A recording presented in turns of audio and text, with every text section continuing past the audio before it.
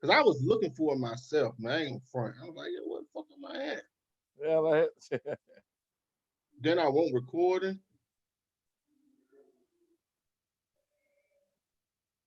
All right, peace and black power, everybody. I want to welcome you to another NCRBGZ Productions. Um, Tonight we got a live show set up for the family.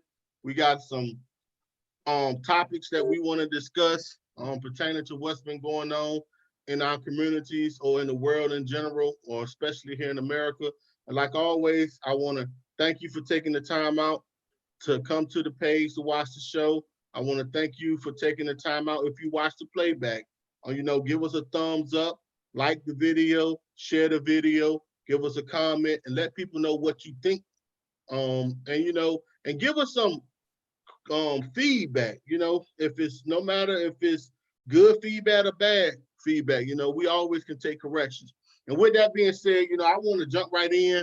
I want to give my panel members the opportunity to introduce themselves, and I'll let y'all introduce. So I'm gonna mute my mic so y'all can introduce yourselves one by one. all right. Peace, everybody. This name up. I'm here to discuss Becky, Biden, and that devil who over there in Minnesota who killed their brother. And I'm here to listen on. And I thank Seth Haru for inviting me. Peace. Peace, family.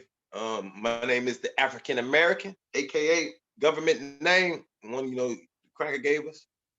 Kenneth McNeil. Y'all can catch me on Facebook. Y'all can catch me on Roundtable TV on YouTube. I'm excited about building tonight with my brothers. This Master, you will look forward to a great conversation and some great topics that need to be addressed. In fact, all of these have been addressed multiple times for centuries. So, and now it's about finding a solution to the problem.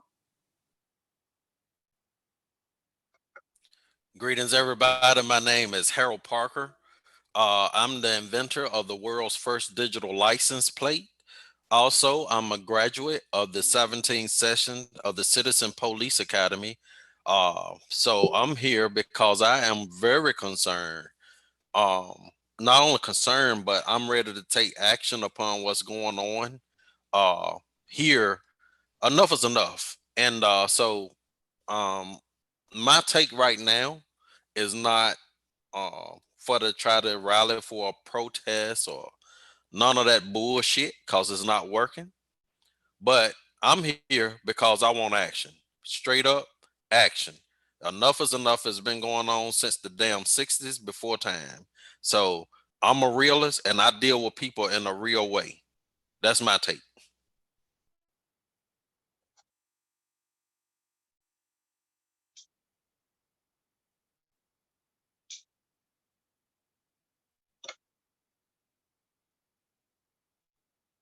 Hey, brother Nabat, we just introducing ourselves, so you can jump right in, brother. Introduce yourself, and then we're gonna jump into the conversation. Okay, all right, yeah, peace, family. It's your brother in the back cafe Fourier. I'm Monterey, just a student teacher. Yeah, I second what my brother just said. So just waiting for the discussion.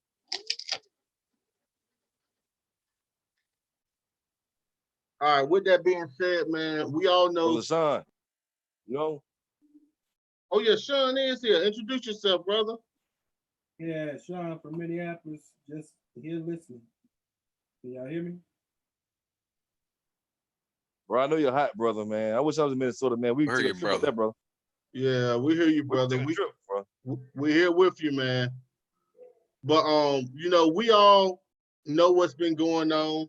We got some hot topics that we're gonna discuss. We know the hot topic right now is brother George Floyd and what happened with him in Minneapolis. Then we got the situation wherein, matter of fact, I'm gonna share my screen. What I'm gonna do is I'm gonna play some videos about some things that's been going on in America within the last couple of days, maybe 5-6 days. And I'm gonna give everybody the opportunity to elaborate on what they see, right? So y'all bear with me, and we're gonna get this thing jumping right now. Dang, I gotta find one more. So I'm gonna start with this one, y'all. I'm gonna start with this one. All right, y'all see this, right? Let me make it full screen. Now, this is the video of the brothers that they convinced the younger brother to swim across this pool, man. And what happened is the brother drowned, man. So I'm not gonna play all of it. I'm only gonna play like probably a minute and 2 minutes of it max, so we can talk about the stupidity of what's going on.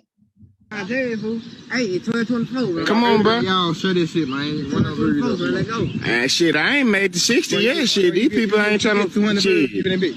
How many is you at 160 right now? What you gonna do, fool? 200 views in that fucking order. Bro, give me 100 views, y'all. Come on, bro. You tripping. You got one. Give me 100 views. Fucking deal on. Bro, come on. One fucking. Oh yeah, his fat ass gonna do. He walking. He walking. Swim, nigga. Nigga, you walking. Nigga, you walking. Jay. Yo, bitch ass walking, nigga. Jay. His fat ass getting tired. It's a drop in the middle, nigga. He's ass walking. It's fat. Let's go. Yeah, I got better nigga.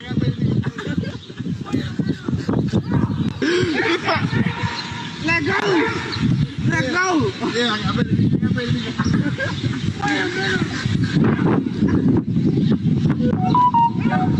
Let go. Hey, you bullshit. Stop playing. Hey, chill out, fool. Go get the nigga, bro. Hey, get that nigga, fool. Hey, go on.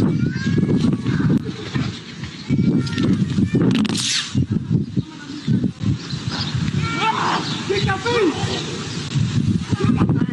I'm gonna stop it, y'all. I ain't gonna show no more, man. But the logistics of this video, man, the brother ended up drowning, man. They didn't get out there to catch the brother in time. So, you know, and I just wanted to talk. We need to put all this in perspective, man. Now, what I see is this is an asset and a liability. I'm gonna tie this together. Asset and liability is my whole purpose of everything that I'm gonna show. Now, when you look at yourself as an asset, or you look at yourself as something that's valuable, you don't make stupid decisions like that. Now, liability is something that you really don't appreciate and value, right?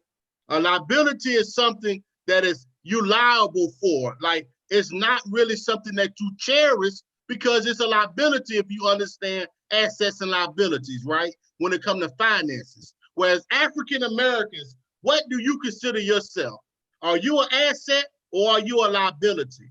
You get what I'm saying? Are you gonna allow your younger friends, your homeboys, to convince you to do something that you know that you can't do?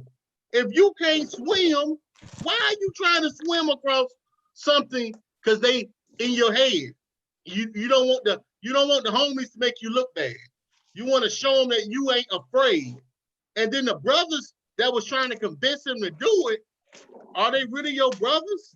Is this what we do? You get what I'm saying? And we got to start calling all this shit out. We got to call it all out because this is accountability season. COVID-19 has made it so we have to be accountable on every front, no matter what it is. We have to be accountable and we have to come together, and stupidity has to be removed. It was no way that 21-year-old or 19-year-old brother should have lost his life trying to swim across a damn river for no reason but people trying to hype him up. No reason but people trying to hype the brother up. And the brother drowns. And you see him. Like, for one, any common sense is if you understand swimming and you ever swam, he was too far for anybody to reach once you start panicking. When you swimming and you in water and you start panicking, it's a wrap. Because it don't matter how good of a swimmer I am. Once you panicking, as soon as I get to you, the first thing you doing is trying to push everything under so you can stay on top. So you fighting yourself, you fighting the water, and you're going to fight whoever coming to try to help you because you're in a state of panic. Now, with that, I'm gonna mute my mic and allow y'all to jump in and talk about this. I'm gonna say this real quick. I'm gonna say this real quick. I ain't long winded. There's a lot of them boys. That's supposed to be his homeboys. That's supposed to be his motherfucking friends. You know, like Seharu said, don't let these people get in your damn head. They want his real friend. Trying to be cool, 150 people watching you. See, this is based on all that popularity bullshit, right? But just like we hold these white people accountable, we got to hold these niggas accountable too. Y'all hear me? Anybody here? 100, absolutely. We got to start holding niggas accountable too for black on black crime. It's like they do us, but we don't see nothing to niggas like that. And niggas out here, these Bloods and Crips killing our own people in the streets, we don't hold them accountable for shit. Right. We got to hold all dumb shit accountable. I'm sick of seeing shit like this in our community. Not just white people, white supremacists, and Chinese people and stuff. But these niggas like that, Negroes. They're not my brothers. I don't know, but they ain't your brothers. They damn sure ain't my brothers. You know what I'm saying? Because I would hand them to the white supremacists. Fuck them niggas, you know what I'm saying? They are not our brothers, man. People like that, they wouldn't try to save them. Listen, they're still laughing. So-called friends now. Think about it. I'm done. And this is one of the reasons why I didn't become an officer, even though I graduated the police academy, the Citizen Police Academy, was because I felt like if I couldn't give a life, you know, there's no need for me to put myself in a position to take one. And so watching our own people destroy each other, it makes no sense. We already got enough enemies. We already got the whole world against us. Right. You know, what did our forefathers die for? You know, that's my question. And I blame the parents as well. I blame the parents because they're not monitoring the kids, but I also know behind the scenes we have a system designed where the parents can't even whoop the children ass anymore. So it all goes back to upbringing. You know, where if you can't do nothing with your kids, they can get out here and have their way. They can be a negative influence to other kids that are trying to do things in life. You know, a peer pressure is hard when you're trying to fit in and you feel like that you're an oddball from everybody else. You want to feel that kind of love. So my message is to people, you know, those that are out there and you got those kind of friends, fuck them. Put your middle finger up and say fuck them, because you already better than they are. If they want you to do something to risk your life, you know, to try to degrade you, you don't have to be part of them, because eventually their road is going to end in death or it's going to end in jail. That's what my grandma used to tell me. You know, so I learned that growing up, and they use the excuse, well, I didn't have any full-time parents. That's bullshit. I grew up without full-time parents. You know, divorced parents, I grew up without it. But I knew in my mind and my heart that I wanted to be somebody. I had goals. So find somebody positive in your life that you could gravitate to, and someone that's gonna, and stay in contact with them. The older people, gravitate to those kind of people that's gonna uplift you, not tear you down, because we're not educating our youth enough and that stuff grows up in them as like a seed. Once that seed grow, it turns up into a tree. You know, it's the little things that affects that turns out to be bigger when they're older. And so please, I say to the young people, if you got peer pressure, fuck them friends. They don't deserve your time. You know, hey, watch this video that my man Set Her Roof got up here. Get in contact with us. We real fucking brothers. You feel like being in a gang, you feel like you in love, contact us. We fucking love you and don't even know you. You hear us? We real motherfuckers. We the real OGs. Facts. We got to hold these people accountable, Seharu. Y'all, we got to hold these people accountable. We got some white supremacists, but they are part of white supremacy. And we got to start defending these people, man, because they might be our cousins, our uncles, our nephews. We got to damn ostracize these motherfuckers, you know what I'm saying? We got to say they are not our brothers and sisters, man. You know what I mean? They're doing just as much damage as the white supremacists doing. That's all I got to say. And we're going to hold these motherfuckers accountable, too. Straight up, I am. The first thing that down there in Haiti, when they had the Haitian Revolution, you want to know the first thing they did? They got rid of all the coons first. They got rid of everybody that they thought that would get in their way, that would love master. they got rid of them first. So you got to have some house cleaning going on. Because if you don't clean your house and you move into another house, you taking dirty shit in a clean house, it's going to dirty up that new house. So we have to clean house. And it's either you a builder or you a destroyer. I know, Master, you going to like that.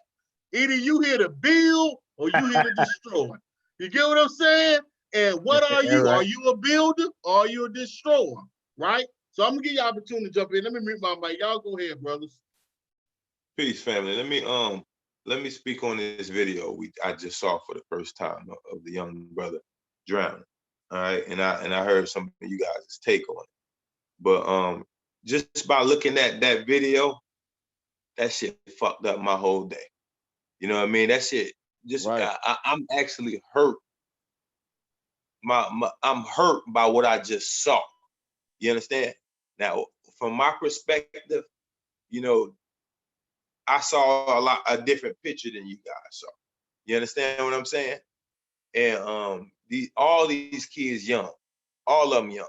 I literally saw this young boy swim far. He got far. He damn sure did. And he lived on the edge. You see what it was. It was just too far from him. He got tired. You understand what I'm saying? And you really couldn't tell if he was drowning at one point, what point he started drowning. So we can't blame them young boys. You understand what I'm saying? I can remember me being young and a group of me and my friends doing stupid crap, and we all people laughing. It ain't to a point where we want something to happen. You understand what I'm saying? And like I said, like the brother, one of you guys pointed out, he was too far for anybody to get to him. You understand what I'm saying? Like too far. I mean, he lived on the edge. The young brother lived on the edge. I had to tell myself when I saw that video, get something positive out of that. You understand what I'm saying? Because these are some young kids. You know, this was a big mistake. You understand what I'm saying? It was a mistake, a terrible mistake. You know what I mean? And it goes to show me, you know, when we blaming others, no, yeah, you can't even blame that dude parents. You know what I mean? I mean, some people live on the edge, and that was a living on the edge moment. And I guarantee you, he wish he could take that back, the young brother. But at the end of the day, he lived on the edge, and he was trying to do something just for ego purposes. You know what I mean? But it was sad. That video was really more sadder than Floyd getting suffocated on the ground today, to be honest with you. This one really took a lot out of me watching that video. You know what I mean? And if anybody we do blame is our elders. You know, maybe our elders should set more examples, or I mean, but at that moment right there, it was nobody to blame. It was just an accident. You know what I mean? And I'm pretty sure his friends on that sideline, I know how I just felt looking at that. I know how they felt not being able to help their friend. You know what I mean? I know nobody wanted to see that. You know what I mean? I know nobody wanted to see that. That's just a straight up tragic accident. And it hurt my soul to see like somebody is fighting for their fucking life right there. You know what I mean? One thing I want to say too, brother African American, I agree with you. I had friends that died and things of that nature. And my thought is, I wonder if their parents would have taught them to, hey, always think before you act. I wonder what would have been the actions of that young man if they only would have said, hey, think before you act. He thought before he acted. He sure did. Yeah, and he made the choice. But you know what? They don't think about what the consequences are gonna be. You know, and I always try to train my kids safety first. You know, you're going out there, you know, you talking about swimming on this extensive long route, you know, to the other side. You know, I mean, I'm not Michael Phelps. You know, Yeah. I don't even, the far as I get the water when I go to a beach and I can swim, but that undercurrent, as it took a WWE wrestler, that undercurrent, like the guy that's son, that undercurrent would take you under. Now they were out in fresh water, but still, ain't too many black people going out swimming. I will put my pinky toe in that motherfucker and You I'm know, good. you know, You and know, it's a but I'm possibility. not saying be afraid of life. All I'm saying is that I'm sorry, but I couldn't hear you if you broke Go up ahead, go on me. ahead. I'm just saying it's like a Um, possibility he could have ran into something on the way right, swimming. You understand? right. It's anything could have happened. You know what I Yeah. mean? Yeah, my thing is if you swimming in a pond like that, the first thing, I'm a country guy, I'm thinking about moccasins and shit like that being in the water. I ain't going out there. You you ain't catching me out there. I'm sorry. It's got to be a pool where I can see clear in. But our young people really, really need to get their head on straight. It's just not this situation. It's other situations too. We were, like you say, we were young and we did foolish things. Heaven graced us, the universe graced us that we can be living right now, seeing each other. But we need to have the teaching more and more with our kids because we don't have that kind of time. We don't have the luxury of our soldiers going down because they're our future soldiers. One day we're going to get old and we are not going to be able to defend ourselves like they would when they're young because they strong, they're young. Take that energy that you got. If you want to do something, hell, build a damn boat that you can surf cross that motherfucker. But we really need to direct all that energy that they got, so I want to start a school for them. That's in the making. I don't tell everything on live what I want to do because there's always somebody that try to sabotage your plans, and you already know who that is when you start trying to do things for your people. And I'm sorry, it's the damn truth. It's facts. Yeah, this master, you want to chime in. Everybody has some great points, and I know my brother Harold said, as you get old, you won't be able to do some of the things that the young ones do.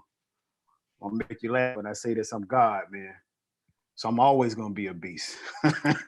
No matter what age I am, I'm gonna bring it. No matter what age. You get what I'm saying? It's still gonna be I was messing with you though.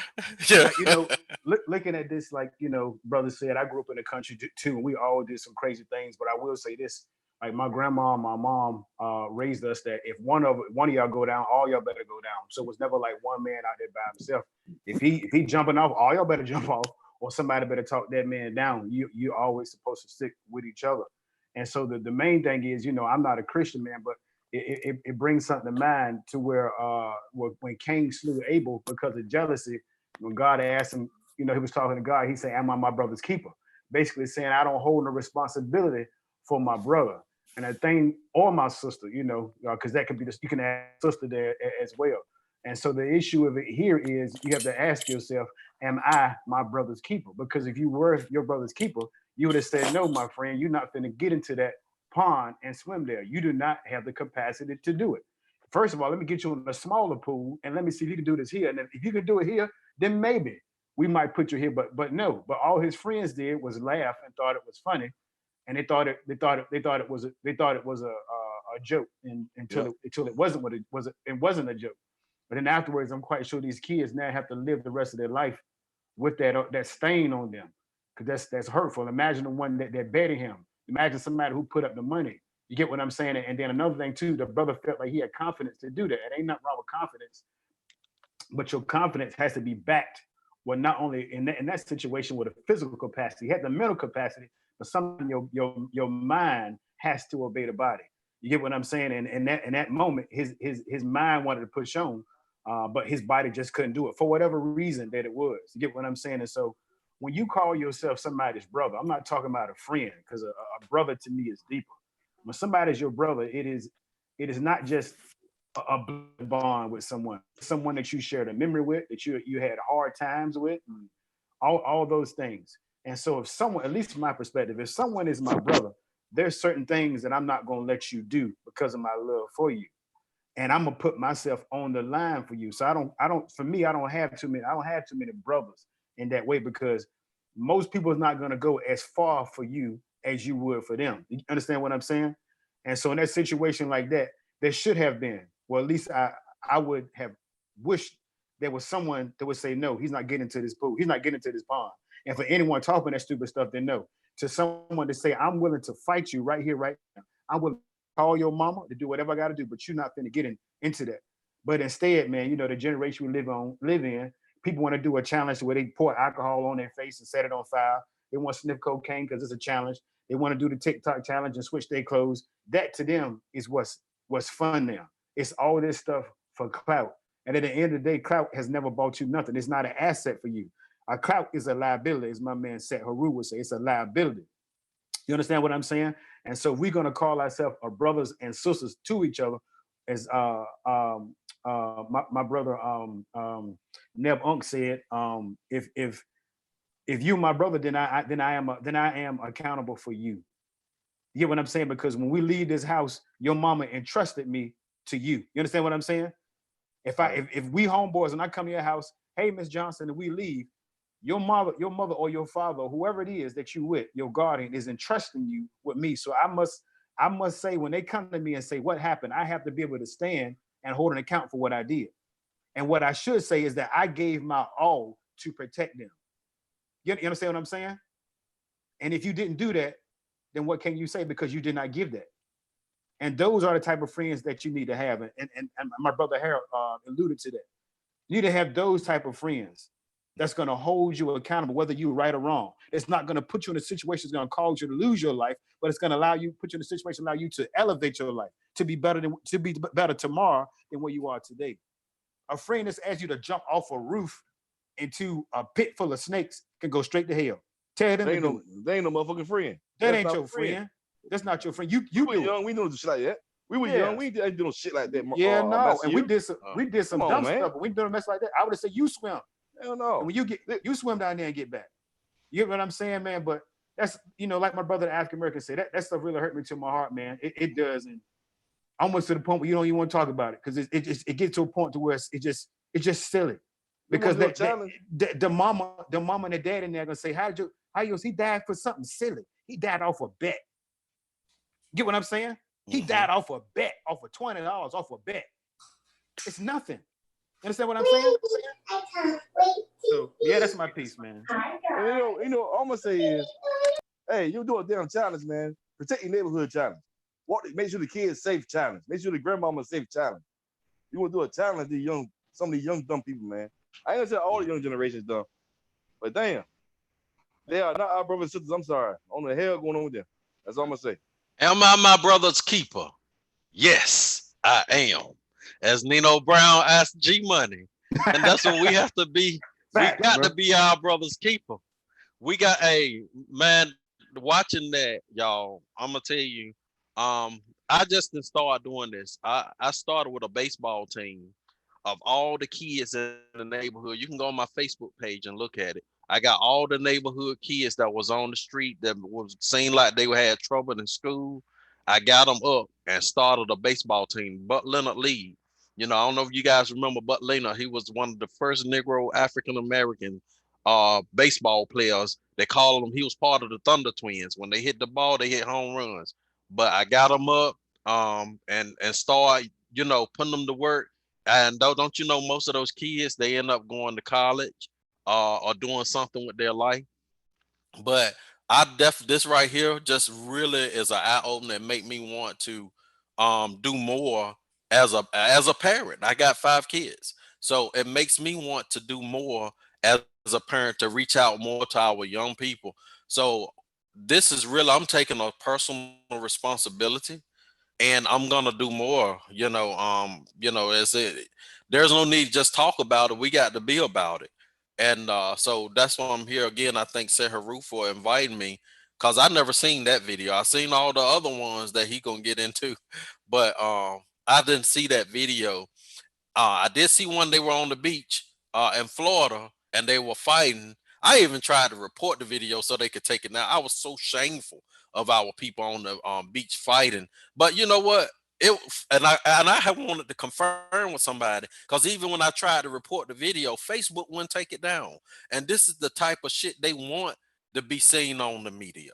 You know, they want that kind of stuff on the media, but they don't want to see, you know, putting anything up there positive that our kids are doing, you know.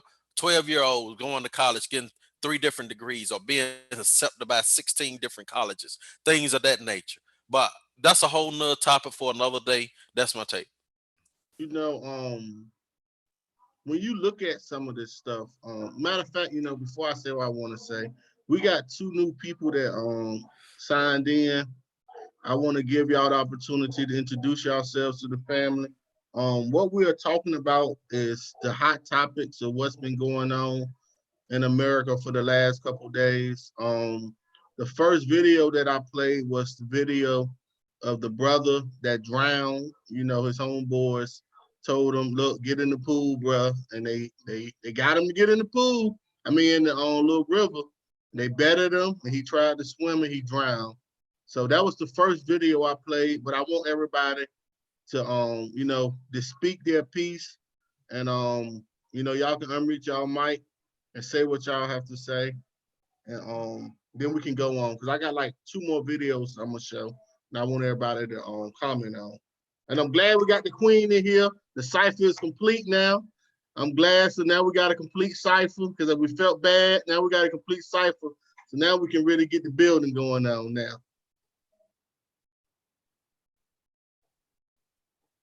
Hi, my Black men. How's everybody doing tonight? That video had me in tears. Both of them, George Floyd, and especially the one with the young Black guy with his brother and friends challenging him to swim across the lake. And I just got so many questions. It was rather confusing to me. And the saddest part, it really hurt me when his dad came on the scene and he was just having those outbursts of pain. I don't know. I had my mom, kind of told me about it. And when she came here, she wanted to talk to my daughter immediately, because I feel like our youth are just so lost and they have so much to prove for what, I don't know, to who, their friends, I don't understand. But it's a sad day in America. Then the George Floyd thing, I just couldn't believe that he had his daggone knee on that man's neck like that. Hey, can you save his? Can you save George? We ain't got to him yet. We saving him for last. Oh, I'm sorry. Okay. Well, we'll get to him in a second. But yeah, the young kid. Did they find his body? Because last I seen, I don't know. Hey, baby girl. They hadn't found him yet. Did they recover? Because I just kind of stopped following it because it was stressing me out. They got him. I actually have no idea if they did. Don't know yet. I was just wondering. I mean, why did it take so long? Nobody had a paddle boat they couldn't put in the water. They had to wait to go get a rescue boat from another county. I mean, it just seems like so many other things could have been done. But that was a freak accident, it wasn't. It's like sometimes you can't, you just, I feel that video hurt the hell out of me sitting here.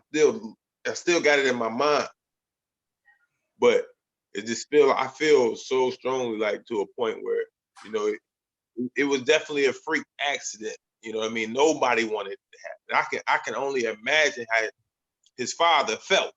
You understand what I'm saying? I can only imagine, and it's like we really can't blame nobody. It was just an accident. It was just an accident. He did it. He tried it, and it was an accident.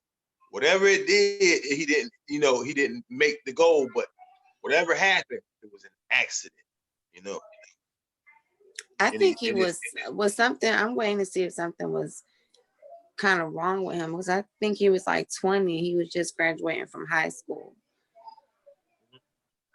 So I don't know if he has some mental, disabilities or what. But I was saying to myself, you know, you never know what you're gonna do when you're in an actual act or situation. But I was like, if that was me and my sister, because one of the dudes was his brother. If that was me and my sister and she was swimming and she went down halfway, I'm in. Ain't no thinking about it. I'm jumping in the water right then. And it's either me and her going together or me and her coming out together. But I can't just watch that and not react. Like, why did nobody jump in the water? I know that his dad tried, but it was like 30 minutes to an hour later. But right then, hey, I'm going I ain't even gonna sit here and lie, family. I got a fear of water. You understand what I'm saying? So, and I ain't even gonna sit around here and say, depending on who it is, I might jump in that. That's his brother. I know I will be no help. That's a good point. Maybe he couldn't swim. Maybe he couldn't swim. I mean, just from my standpoint of view, like I know that's a fear of mine, and shit. This. Let me make some sense out of the nonsense. Wait, this is the thing about the whole situation.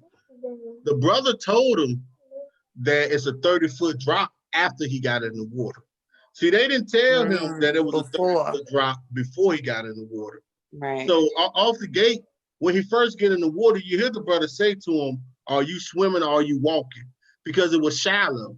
See, it wasn't deep until you get to that 30-foot drop. Right. So you don't know if the brother knew how to swim or not. Because when you're in water, you can do all that all day, but you don't know what your feet doing under. And a shallow little pool, you can't swim, especially if it's like 4 feet. You ain't swimming. No, but if you know what I'm saying. But because I swim, I know how to swim. But I'm gonna just tell you that if you don't know how to thread water or tread water, once he went to that 30-foot drop, it was a wrap, man. And I said it earlier, the brother was too far out there for anybody to come get him. You would have had to been on the other side watching and jump in, and it probably could have got the brother. But from where he was at, it was too far. It was too far gone. And my whole thing is, I understand that it was a stupid mistake because we all make stupid mistakes. But we're in a time now where stupid mistakes is costing people lives. You get what I'm saying? And right now, lives are too valuable to be being lost on stupid mistakes. Like we have to reel this stuff in now. Because right now, if we at war, and at wartime, you don't act the same way you act when you're in peace. When you in peace, when you living in a peacetime, you can afford to make stupid mistakes. But when you're at war, everybody has to be focused and understand the situation and what's going on. Because if you don't, stuff like this will continue to happen. And then also what it does is look at everybody that it affected now. It affected the brothers that asked them to go out there and swim. They're all affected by this now. It affected the mothers, the fathers, the family members. All these people are now affected by this decision. But look, so while they affected and worried about what they have to worry about, we got a brother over here in Minneapolis being choked out and killed. So they can't put that energy toward what's happening in Minneapolis because they got their own little situation going on, and it's stopping us from being focused collectively because we have to reel it in. That family shouldn't think nothing about Floyd. They need to get together and grieve together and deal with whatever they got going on. And I'll be honest with you. But if that situation, listen, Bam, if that situation would have never happened, now they can put that in it. So you get what I'm saying? I'm not talking about the result. I'm talking about the cause and what it's doing, not the result. Obviously, once it happened, you're gonna take care of your family and you're gonna grieve. But if it would have never happened, they could be putting that energy elsewhere. And that's what I'm saying. We're at the point now where we gotta focus our energy on this beast, man. This beast need our energy. And you know what? And I'm not to catch that. So I'm just gonna say real quick, but it's crazy because when I tell you that incident with Floyd didn't really affect me in any type of way, because I know what we're dealing with. History gonna keep repeating itself. You know what I'm saying? Did you see that? Did you see how that beast was? Just had his knee. It was like I ain't going nowhere. He was just comfortable. You understand what I'm saying? Did you see him? I mean, they did it before. You know what I mean? Okay, I'm numb to that shit. I'm not numb to seeing one of our young kids, young boy 19, go just lose his life on an accident like that. I feel for all of them. You know what I mean? Not just him. I feel for all of them. You know. I'm sorry. I'm sad. It's sad, but we need to use it as a learning tool. Because I seen it before, like a couple years ago. Somebody drowned on live on Facebook. It was a couple years ago. It was the same thing happened on live on Facebook. Somebody drowned. Like a couple years ago, it was the same situation. It was down south, similar to this, where they recorded. They wouldn't help. Put it like this: they wouldn't help the person that was drowning. They just recorded it the whole while, but probably because they couldn't swim. But have everybody said what they had to say on that, so we can move on to the next video. I got. If don't nobody have nothing to say, but I got someone want to chime in on that. Okay, come on. Is anybody else got anything want to add to it before I add? Okay. What this here should teach all of us is, one, we all should know how to swim. If you got to be an expert, know how to do a little something. But on top of that, it should teach you to always be aware. You understand what I'm saying? And so, like, we dealing with supreme mathematics. Number one deals with knowledge, and knowledge deals with awareness.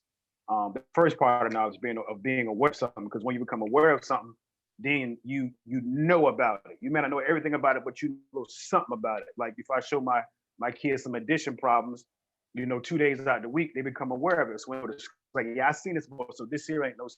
You understand what I'm saying? And so my whole point is that with this, we must be aware. You must teach your kids to be aware at all times. You understand what I'm saying? Because once they leave the comfort of your home, they go out into a world.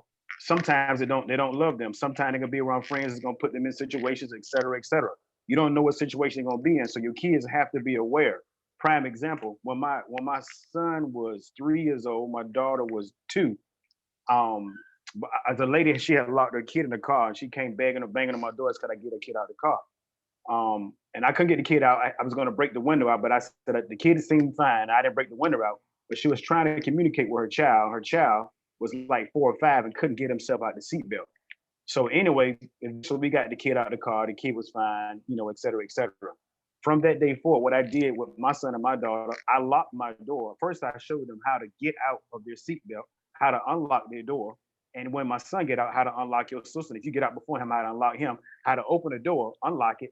Because if you unlock it, then I can get in. You understand what I'm saying? So this is no joke. I locked them in the car like 3 times in a row, random times, and say, get out. I'm not letting you out, you get out. And both of them was able to get out the car themselves. You understand what I'm saying? Like my son now, I have weapons at home. And so they have never touched a gun, but I set it down in front of them, cock open, unload it, so you can see everything. I said, whenever you go into any place and you see a gun, automatically say that gun can hurt someone. So that means that you shouldn't touch it. And if you see somebody else, if your sister grab it, you snatch her by her neck. If your brother grab it, you snatch her by his neck, and y'all go to another room and you go to an adult immediately. And say, so if you see it, I said, don't be afraid of it, but understand what that is and the purpose of it. So do not touch it. You understand what I'm saying? So you have to make your kids aware of stuff. You get even anything, man. Make your kids aware. Make your kids aware, okay, cool. If something's on the stove, it's probably hot. So I probably shouldn't do this. And a lot of times with people, what they do is they don't pass knowledge and wisdom on to their kids. They wait till their kids get to be a certain age before they start educating them on things they need to know when they are smaller. Don't wait till your child gets locked in the car to show them how to get out of a car. Don't wait till a child sees a gun for the first time before you introduce them to a gun. Don't let your son get in the fight and get his tail, or his daughter get in the fight, get her tail to up before they introduce on how to defend themselves. Get what I'm saying? Start teaching them about finances. Start making your kids aware at a young age. So when something happens, they won't be surprised. You get what I'm saying? Like, what if I don't know how often that kid may have been swimming. I'm not sure. But what if he was aware and like, you know what? Like, my mom and daddy taught me a certain way. I know in my mind that this is something that I can't do. Or if I do it, one of y'all come in here with a boat in case I get tired. Or one of y'all have something to kind of like some type of safety net for me. And those are the type of things that I teach my kids every single day. I let them know, I said, look, you are a black man and you're a black woman, you can do anything. But what you can't do, you come to me and let me help you with it. But if you're not making your kids aware of something, if you're not giving them that type of knowledge to walk out of your house with, that's when doom and destruction starts. because you didn't properly educate or teach those kids. And with that being said, if anything this whole COVID-19 has taught any of us is right here, is that don't put your life or the life of anybody that you care dearly in the hands of someone else. Because you teach your kids, if your kid go to school and this COVID-19 hit, and you try to tell them what 1 + 1 is, and they 10 years old and they don't know what 1 + 1 is, that ain't the teacher's fault, it's your fault. Because you didn't make them aware. You understand what I'm saying? And so that's the thing that we have to do, is make our kids aware. I'm not saying accidents won't happen. That's not what I'm saying. I'm not saying bad things ain't gonna happen. That's not what I'm saying. But once you become aware of something, it puts you in a better chance of succeeding. And we are just not aware of stuff. My brother said, how many black people swim? Don't know. You understand? Can your son or daughter, can they fish? If they can't fish, do they know what a fishing pole look like? Do they know like, okay, cool. I think I know how to clean this fish. My daddy said with a catfish, you just cut his head off, and then after I cut his head off, I slit him down the middle, pull it out. And after that, I do this and that. So they see it. So if I ever get in this situation, if I'm ever stranded, I know how to do, I don't know everything, but I know a little bit of something to get me to where I need to be. That's all I'm saying. And if I'm wrong, somebody let me know I'm wrong. That's my piece on it. Do anybody else want to add something before we go to the next video? Sean, you want to say something, brother? Oh, I'm just listening. Okay. Do anybody else want to add anything? Anybody? I just wanted to say condolences to the family that lost their son. Don't know if he had any kids or if he had any siblings, but my deepest and sincere condolences. I think he had a son that was like 7 months old. Wow. Yeah. There we go. Another son that's got to grow up without No a father. Yep. Come on, y'all. Come on, people. Remember, y'all, either you're an asset or a liability. What do you consider yourself? Are you an asset or are you a liability? With that being said, if anybody else got nothing to say, I'm going to share my screen and we're going to move the video, exhibit number 2. Nobody got nothing to say? I'm gonna say one thing. We need to get some weapons, y'all. I can't keep get you bear arms. You gotta ready to bear arms. Get you a weapon, All right, so here we go. Exhibit number 2. All right, let me play this thing. Carolina business owners are calling the haves and the have-nots. It's just not fair to see all these big companies get all this money. I was surprised to hear the news that big corporations got the money instead. Are they friends with the administration? Those that didn't really need the money got the money. This commercial, here we go. A white woman who wrongfully called the police on a black man in New York City's Central Park has been fired from her job at an investment company. Amy Cooper angrily confronted the man who was bird watching in the park and had asked her to put her dog on a leash as required. Here's CBS's Mola Lengi. I'm going to tell them there's an African-American man threatening my life. The confrontation caught on video sparked a national outcry of racism and today cost Amy Cooper her job. It all started when Christian Cooper, no relation, who's filming, asked her to leash her dog in a section of Central Park which requires it to protect the wildlife. Sir, I'm asking you to stop. Please don't come close to me.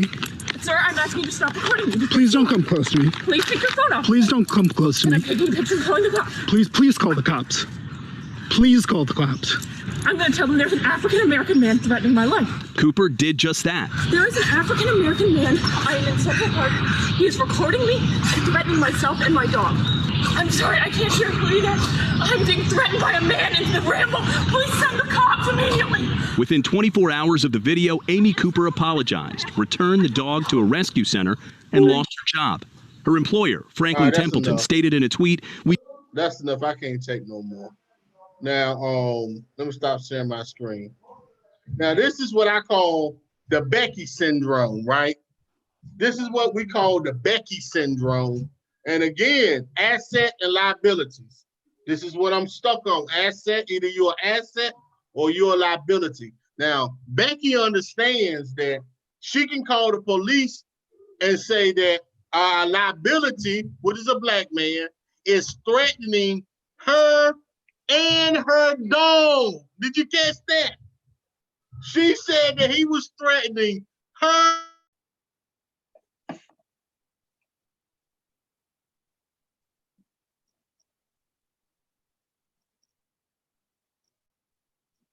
What's up, family? Y'all hear me?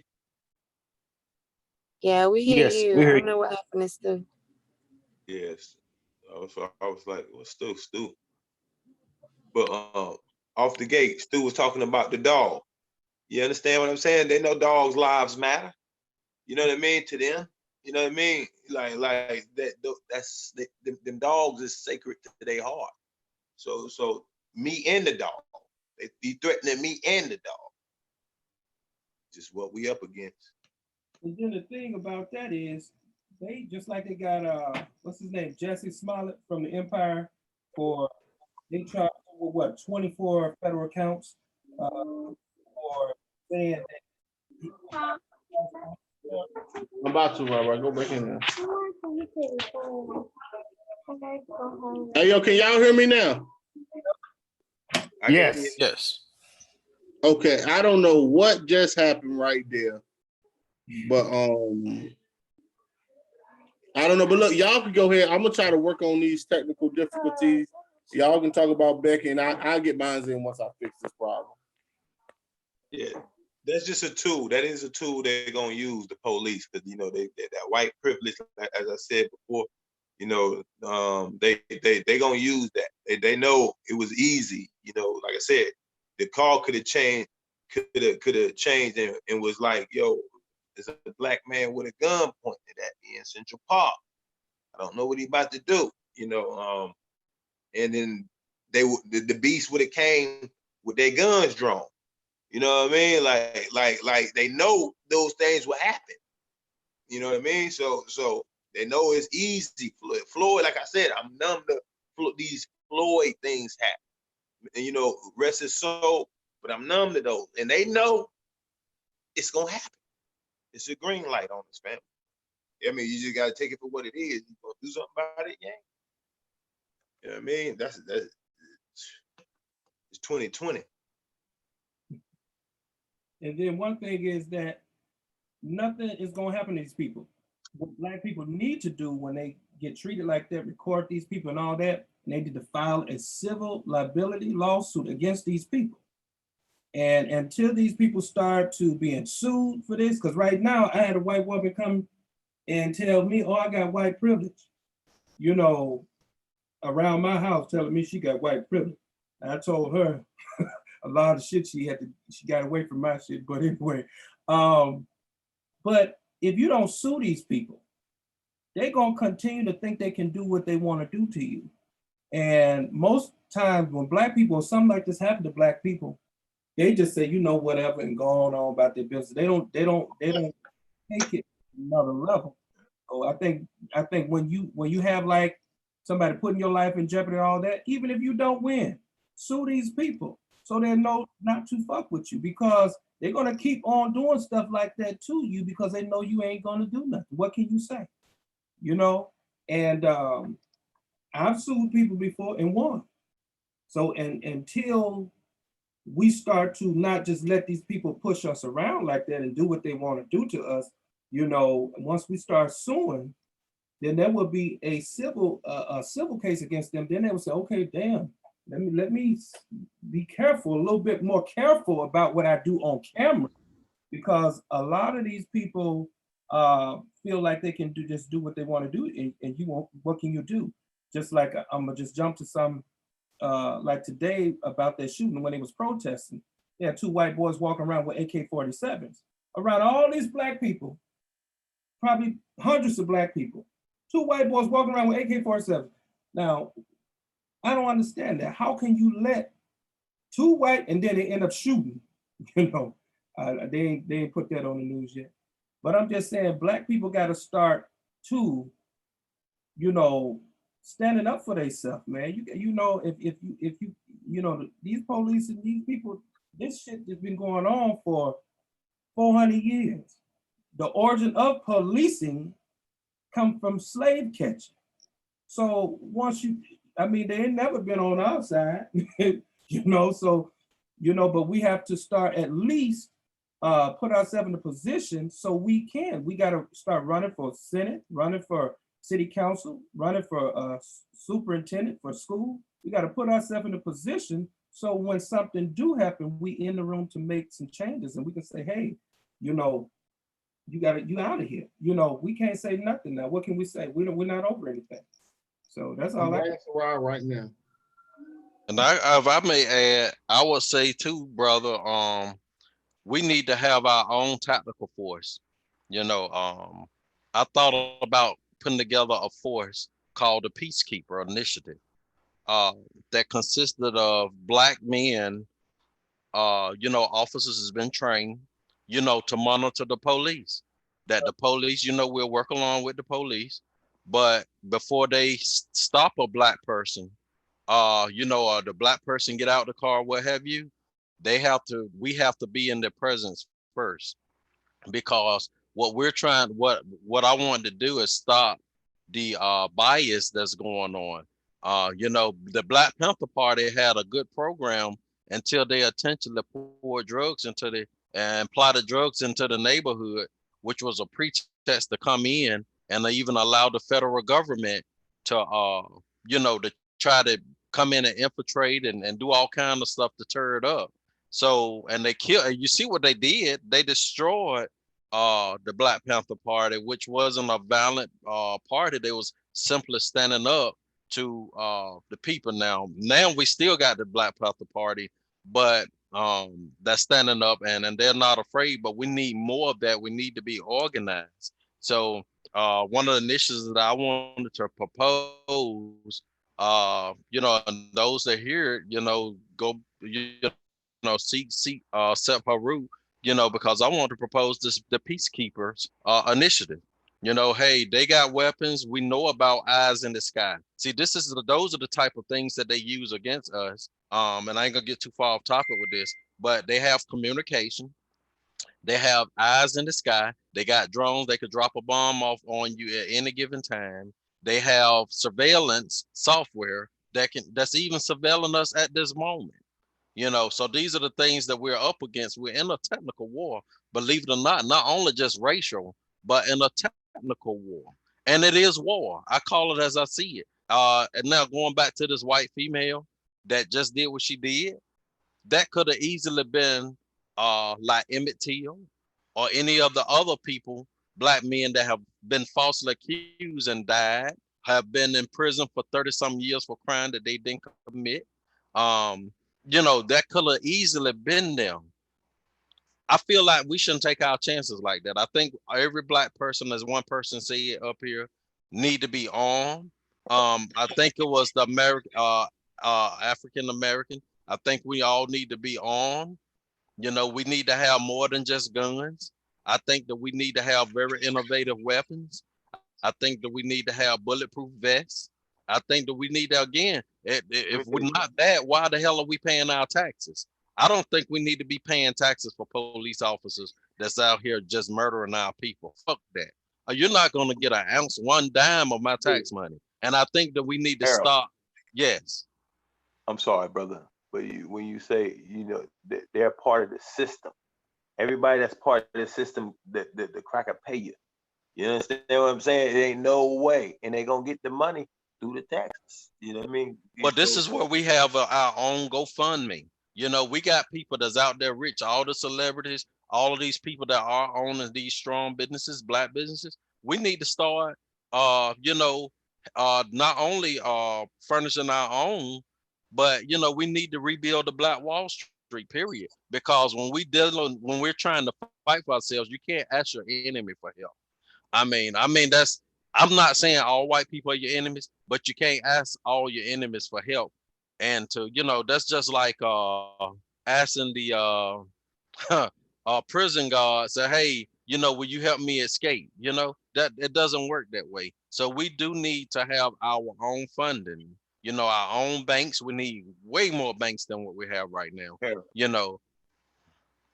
Go ahead, brother. When you make this beast uncomfortable, everything you're saying is very, I mean, I love it and I get it. But when you make this, it's documented. You know, it's in the history books. when you make this beast uncomfortable, he's gonna use the gun. You understand what I'm saying? So the Black Panther made the beast uncomfortable. Black Wall Street made the beast uncomfortable. You understand what I'm saying? And they used the gun. You understand what I'm saying? So a lot, like it's gonna repeat itself again. If we have things that successful up under these walls, you know, the United States of America, it's not meant for it. You know what I mean? It's not meant for it. That's why I say Africa is our only hope. But niggas would never understand that. They you know what I mean? They too dependent on this cracker. That's all I'm saying. Can anyone hear me? Something is going on with the internet here. I don't know what's going on. Yeah, I can hear you. I can hear you. Okay.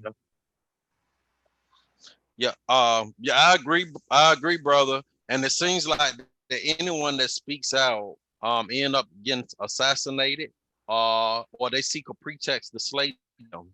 Now, I would say this: it needs to be more than one leader. You know, it needs to be more than one leader. It just can't be a Dr. King. It just can't be a Malcolm X. It's got to be everybody on that same level of intensity going forward.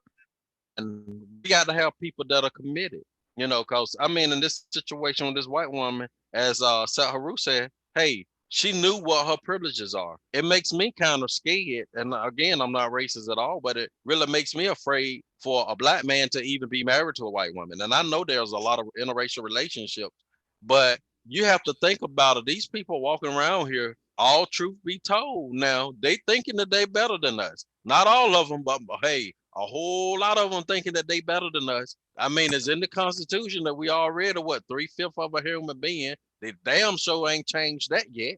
You know, since they want to, it's amazing how this hypocritical this country is, because they can address other bullshit issues. The moment someone, let's say the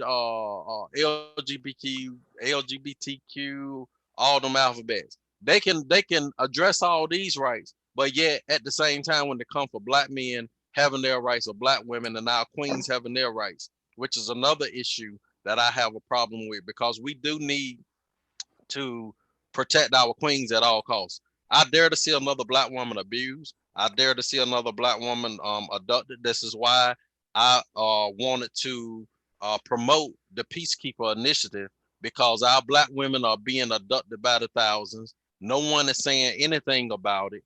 You know, and they're being kidnapped, they're being, sexually used through sex trafficking, and no one is saying anything or doing anything. We need to go after them full force with guns, whatever, bombs, whatever. We need to do it, because the law is no good. If the law is going to only apply for white people, which we only see that as doing mostly, then the law is irrelevant. You know, I'm not saying be a vigilante. I'm just saying that we need to organize again. We need to work along with the law that's there, but we need to be enforcers of the law, because right now our tax money is going to the office of one moment there, bro. Our tax money is going to people that is not doing us any damn good. More every fucking day, a black man is dying. Every fucking day, our women are being kidnapped. Every fucking day, our people are being exploited or something. Gentrification, they're running us out of houses. Enough is a fucking enough. It's time to do something. Fuck all the talking. It's time to do something. There ain't gonna be no protesting from me.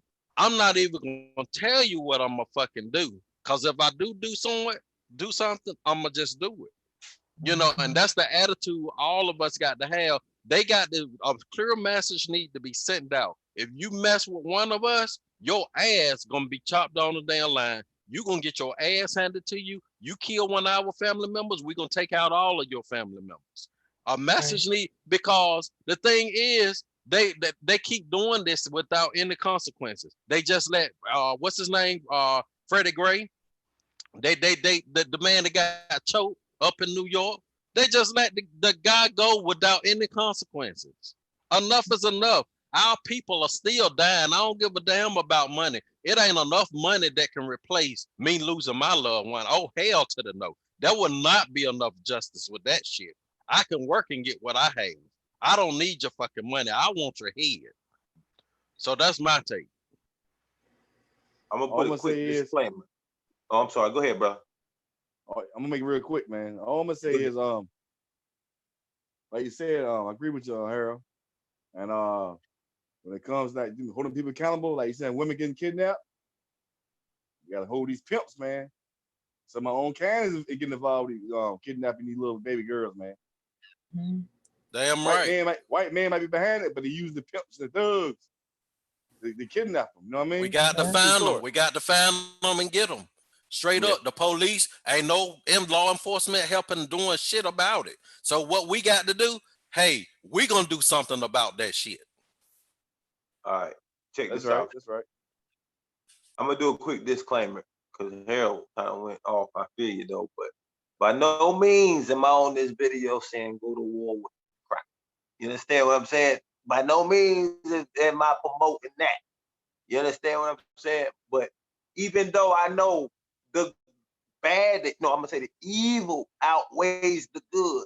You know what I mean? I am not on this video talking about go to war with the cracker or white folks, period. You understand what I'm saying? So, but at the end of the day, you know, we definitely got to hold a lot of each other accountable. One thing about me, brother, American, African American, we are at war, brother. We are at war. Whether we like it or not, we are at war. And we got to, you know, when we said that we're not going to war, we already at war. We in war. Right now, the question is like what to do and how to do it. Right now. Because we are at war. They killing us left and right. We can't sit back and be peaceful or be biased, you know, or just be passive about it anymore. I've been there like, man, I'm the most kindest person in the world, but they started killing. I got kids, man. I'm not saying for us to go out here and be vigilantes. That's not what I'm saying. But we have to be protective. That's what I'm saying. We got to be protective of our own. Hey, can I say something real quick? Hey, yeah, just real quick, because I've been listening. I think that all of the brothers got good points. But the brother, you know, Harold, I wholeheartedly agree with you, brother. And this is what I was pretty much waiting to say. I want to be a part of, you know, the Peacekeepers Initiative, and that's pretty much what I had to contribute. I was waiting until we touched on the brother, who was just murdered in Minneapolis. And you know, that whole situation is just a pattern that we understand that, like we said, we are at war. And you know, this initiative is exactly what we need right now in our individual cities, you know, amongst, you know, the leaders of our community, to be, you know, and brothers that want to step up and protect our people in different forms. You know, this type of initiative is definitely necessary. So what I wanted to say is that we need to be proactive and reactive. The proactive part would be this peacekeeping initiative where we establish, you know, just like they have New Era Detroit, right? Or they have brothers in these different cities that are already organizing, you know, to be proactive insofar as setting up ways to avoid situations like what happened earlier, by establishing, like the brothers said, our own militia, well regulated, not a gang, you know, not something that's as far as like trying to go to war with any particular race. It's not about, you know, the white and black thing. It's more so about us protecting our own people, recognizing the situation and conditions that we in, and establishing a well-regulated militia. And what he said earlier, as far as us, you know, having multiple leaders, you're completely right about that. And we are those leaders. You see what I'm saying? It's us. We don't, you know, that we understand that has been a pattern by which we have, you know, we haven't been able to advance because we keep putting one individual up rather than each one of us, you know, stepping up and teaching another. You see what I'm saying? and producing more leaders, each one, so that, you know, there is no one target. You understand? So Absolutely. I just wanted to contribute that, because I think that what the brother is saying, if done, professionally, just in a way that will keep our people safe. Yes. And I think that what he's saying is already that. We just need to be able to contribute what we each have. You see what I'm saying? That will work for us in our own respective cities. And this is what I was saying, that, you know, I agree with that, because if there is no one leader, then what you're doing is you're establishing what works best for you in your city. You organize a group of brothers there around you to respond to situations like this. Like the brother, there was a brother organization that was responsible for getting these particular officers terminated. Now they haven't been prosecuted. It just happened. But these officers that got terminated, there was an organization who has been responsible for responding to these type of things that has been happening to our people. They also responded to, I think it was a few previous murders of Black individuals, you know, who also, you know, they were responsible for getting certain officers removed off of the force. So I'm just saying that things like that is we can take from that. You see what I'm saying? And it's not just the reactive, because that would be the reactive, but also establishing proactive, so we can protect our people and this, you know, and avoid things like this from happening in the future. Right. And see, they have the KKK, right? They allow well-known racists, well-known terrorists, and the state of Virginia have declared them, multiple states have declared them as terrorists. They allow them to march in the country, you know, to display their hatred, to talk and call us niggers. You know, they allow them to do all of this. But the moment a Black person form anything that's going to cause unity among us, they ready to take us out. But also what people don't know, the police, law enforcement, they're paid by the cities. And taxes come out of our money for them. Each city pay their own police department. So if we're gonna pay the city and taxes and money, you know, for somebody to shoot our ass, why not pay someone to help really protect us? Now, we can work along with the officers. Like I said, we could work along with them. Hey, I've been a part of an organization, like I say, that was called the Citizen Police Academy, which I graduated from. And so I was a liaison between the community and the police. You know, I would talk to the young people, hey, you guys don't do this, that, and the other. But it's gotten to the point now that the law enforcement has been infiltrated through, you know, with these races. And we got to get more officers on that side, more Black officers. We got to get more Black judges that's gonna do the right thing. But also, we definitely got to have that force, man. It ain't no ifs, ands, but I mean, damn, how many more years we gonna wait? This stuff been going on since the 60s. We can't wait. So let me chime. Go ahead. No, finish your point. I want to chime in when we get finished. Now I'm gonna say we have to get some things in writing. You know, this has to go up to the Oval Office.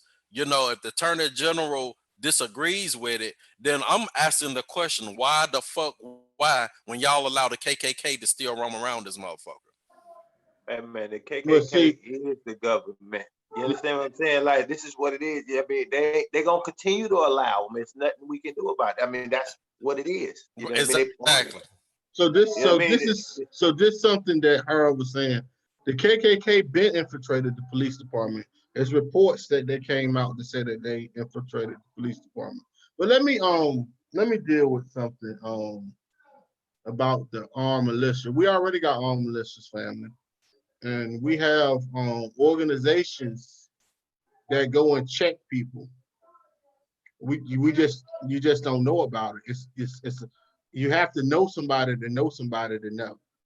If you don't know nobody, you don't know.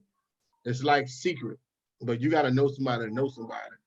So I'm gonna just tell y'all, it is organizations out here that when certain things happen, they on the ground. Now, but definitely, Stewart, I'll say, man, we need them to be but known. Like, but it'll really, never. No. Harold, exactly It'll, what I was about to say. I'm sorry, Harold. That's exactly what I was about to say. They under the radar until something happens. What are you doing when ain't nothing happening, making yourself known? No, this is you the know what I mean? thing. This is what y'all gotta understand. When you make yourself known like that, you're not gonna be able to react. We dealing with a certain type of beast. But what you can do now, this is what we can do. Like Harold has said, we can have an armed militia. Like you have that though. Like you but we have to get organized. But when you talking about war and strategies of war, you can't use the white man tools and talk about war openly. I mean, come on now. Like certain things would never be said using their tools. But we have to understand that everything is ingrained in white supremacy. So when you talk about even the judicial system, America was founded on white supremacy.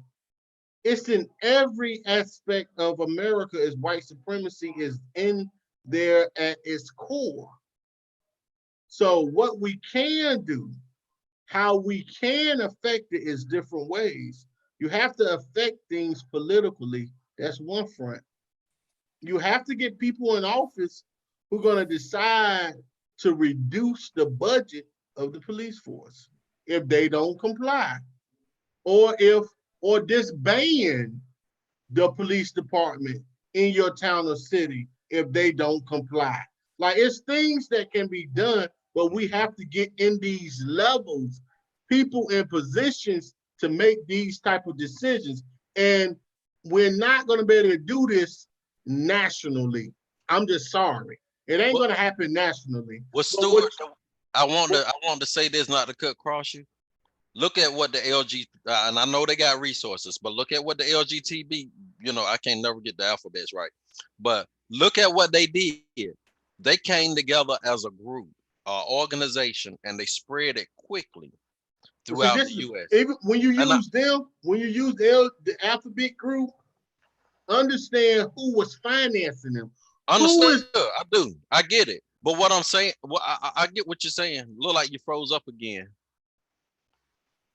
The but I get what it's run this country. They run this country. Right. And the thing is, though, there are enough Black people that can participate in the peacekeeper initiative. There's enough funding and wealth that goes throughout us that we can have our own protection. Simple. I mean, that's all we're looking for is our own protection.